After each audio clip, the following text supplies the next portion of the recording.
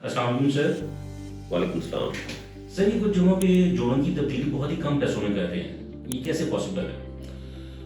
अच्छा जुनैद, ऐसे है कि जोड़ों की तब्दीली का जो ऑपरेशन है ये नो डाउट के एक रीसेंट एडवांसमेंट्स हैं जॉइंट्स की। यानी अगर हम अपने बुज़ुर्गों में पीछे देखें तो वो सारी ज़िंदगी बहुत ही मुश्किल में गुजारते थे। ख़ास तौर पे 60 के बाद 80 तक उनकी जो ज़िंदगी होती थी वो बहुत मुश्किल से होती थी कि नमाज़ पढ़ना उनके लिए नामुमकिन होता था, क्योंकि नीचे नहीं बैठ सकते थे। फिर उसके बाद ये है कि वो लाठी के ज़रिए या किसी स्टिक के सहारे के ज़रिए चलते थे।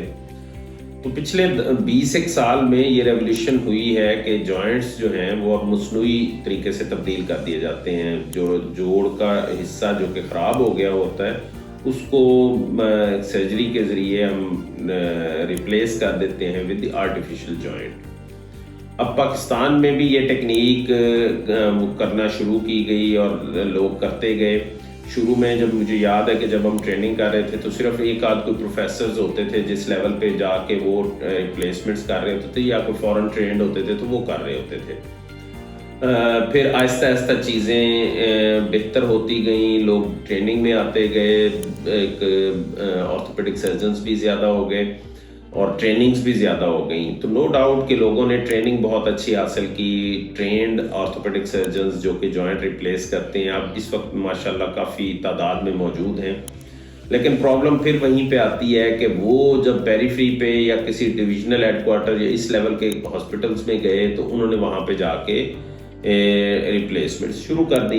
अब हम यहाँ पे जो state of the art environment में करते हैं वो थोड़ी सी एक्सपेंसिव होती है, लेकिन वो उनको ऑफर कर देते हैं कि एक बड़ी लो कॉस्ट में।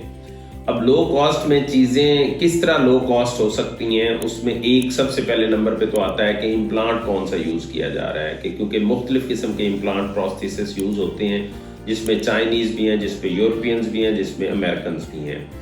अब जो अमेरिकन्स हैं वो सबसे एक्सपेंसिव होते हैं, फिर यूरोपियंस का आता है, फिर चाइनीज़ का आता है। लेकिन रिसेंटली मैंने देखा है कि काफ़ी पेशेंट्स जो हैं वो सर्जन्स लो कॉस्ट देते हुए उनको चाइनीज़ पैकेज पर ले जाते हैं। नंबर एक तो ये चीज़ हो जाती है। दूसरे नंबर पे आ जाती है एनवायरनमेंट, या जिस जगह पे हो रहा है कि उस थिएटर की कंडीशन कैसी है। नो डाउट सर्जन बहुत एक्सपीरियंस होगा, लेकिन अगर वो अच्छे थिएटर में नहीं कर रहा, क्योंकि ये बड़ी एक्सटेंसिव सर्जरी है और इसमें जो सबसे इम्पॉर्टेंट रिक्वायरमेंट है वो थिएटर का गुड क्वालिटी का होना है। रादर मैं गुड को भी अगर मैं थोड़ा सा और एग्जिजरेट करूं तो बेस्ट क्वालिटी का होना ज़रूरी है, जिसमें प्री रिक्विजिट्स होते हैं कि जी आपका लेमिनर फ्लो होना ज़रूरी है। आपके ऑपरेशन थिएटर में अप्रोच किस तरह की है, ये तो नहीं कि दरवाज़ा खोला और अंदर झांक के देख लिया कि डॉक्टर साहब ऑपरेशन कर रहे हैं। तो ये ऐसे थिएटर के एनवायरनमेंट में आप जॉइंट्स की रिप्लेसमेंट नहीं कर सकते। तीसरे नंबर पे आ जाता है कि जो मटेरियल आपने उनके लिए यूज़ किया वो क्या डिस्पोजेबल्स यूज़ किए गए या नहीं किए गए, जो ऑपरेशन थिएटर के इक्विपमेंट यूज़ किए गए, जो स्टरलाइजेशन टेक्निक यूज़ की गई वो क्या स्टेट ऑफ द आर्ट और स्टैंडर्ड की थी। इसमें सीडीसी की, मैं इसमें थोड़ी सी टेक्निकल टर्म यूज़ करूँगा कि ये सीडीसी की रिकमेंडेशंस हैं और उस रिकमेंडेशन के 17 पॉइंट्स हैं। अगर कोई थिएटर कम अज़ कम 15 पॉइंट्स को मीट नहीं करता तो दुनिया में उसको अलाउड नहीं है कि वो वहाँ पे जॉइंट रिप्लेसमेंट्स कर सके। अब जब जो कट्स लगाने होते हैं प्राइस में या जो पैकेज में आके हमारे दोस्त डॉक्टर साहबान पैकेज में कट्स लगाते हैं, वो इन्हीं चीज़ों पे कंप्रोमाइज़ करते हुए लगाते हैं कि ऑपरेशन थिएटर के हालात अच्छे नहीं होंगे, वहाँ पे इन्वेस्टमेंट इतनी ज़्यादा नहीं होगी, वहाँ पे इक्विपमेंट इतनी ज़्यादा इन्वेस्टमेंट के साथ नहीं होगा। इवन ऑपरेशन थिएटर टेबल जो है दैट मैटर्स। वो ये नहीं हो सकता कि आपने उससे पहले एक गायनी का ऑपरेशन उस ऑपरेशन थिएटर में किया और उसके बाद आप ऑर्थोपेडिक की जॉइंट रिप्लेसमेंट्स या ऑर्थोपेडिक का कोई भी प्रोसीजर करने के लिए चल पड़ते हैं। लेकिन most of the private sector जो हमारे हॉस्पिटल्स हैं वहाँ पे इसी तरह का एनवायरनमेंट है कि गायनी भी वहीं पे हो रही है, जनरल सर्जरी भी वहीं पे हो रही है और जॉइंट रिप्लेसमेंट्स भी वहीं पे हो रही है। अब इन सारे कंप्रोमाइजेस को देखते हुए पेशेंट को उस वक्त तो बहुत अच्छा लगता है और डॉक्टर भी उसको मुतमिन करता है कि जनाब वो फलाना डॉक्टर साहब तो साढ़े, जैसे हमारे यहाँ जहाँ होराइजन हॉस्पिटल में जो मेरा पैकेज है, मे बी यहाँ पे बहुत एक्सपेंसिव पैकेजेस भी हैं। जो मेरा पैकेज है वो 8.5 लाख में एक नी की रिप्लेसमेंट है। اب وہی مریض جب کسی اور ڈاکٹر کے پاس جاتا ہے جو کہ تھوڑا سا سب اسٹینڈرڈ انوائرمنٹ میں کام کرتا ہے تو وہ اس کو 7.5 میں بھی کرنے کو تیار ہو جاتا ہے.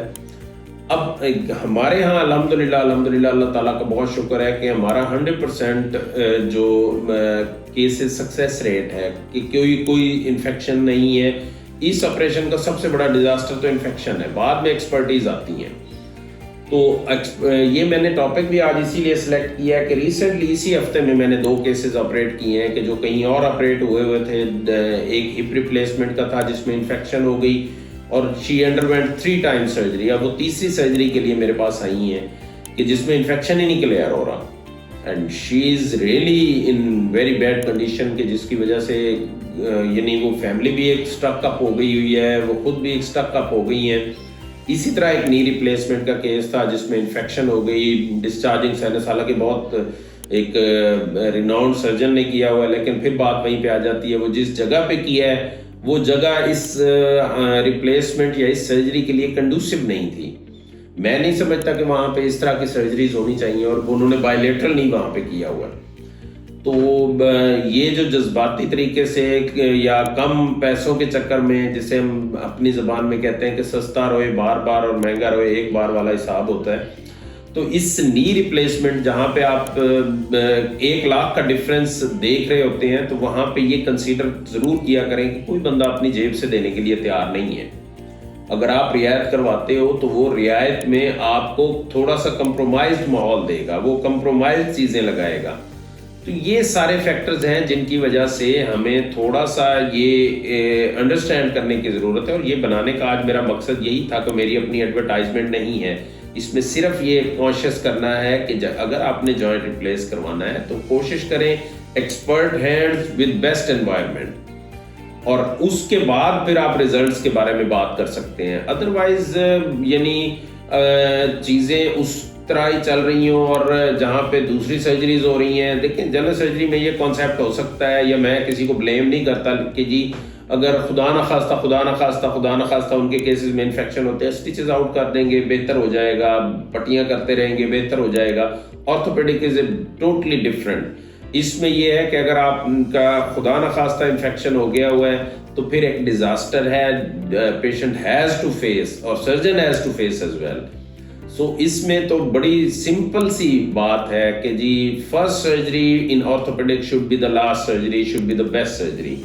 وہ بیسٹ سرجری کیسے آئے گی؟ اس کے لیے بیسٹ سرجیکل ہینڈ ہونا ضروری ہے, اس کے لیے بیسٹ انوائرمنٹ ہونا ضروری ہے, اس میں بیسٹ پیشنٹ کیئر ہونا ضروری ہے, اس میں best rehabilitation and physiotherapy protocols ہونا ضروری ہے. یہ 4 چیزیں اگر کہیں پہ اکٹھی ہوں گی تو اس کا سرجیکل آؤٹ کم بہت اچھا ہوگا. اور الحمدللہ ہمارے سینٹر میں یہ 4 چیزیں انڈر ون روف اویلیبل ہوتی ہیں, اور پیشنٹس کا outcome in comparison to the rest بہت اچھا ہوتا ہے. تو اس لیے میری ریکمنڈیشن پھر یہی ہوگی کہ آپ تھوڑے پیسوں کو دیکھتے ہوئے یا تھوڑی اس کو دیکھتے ہوئے یا اپنی فیزیبلٹی دیکھتے ہوئے کہ جی لاہور جا کے کون کروائے گا, ہم کہیں قریب کے سینٹر پہ کروا لیں گے, تو وہ آؤٹ کم اس میں کمپرومائزڈ ہو جاتا ہے. Thank you very much.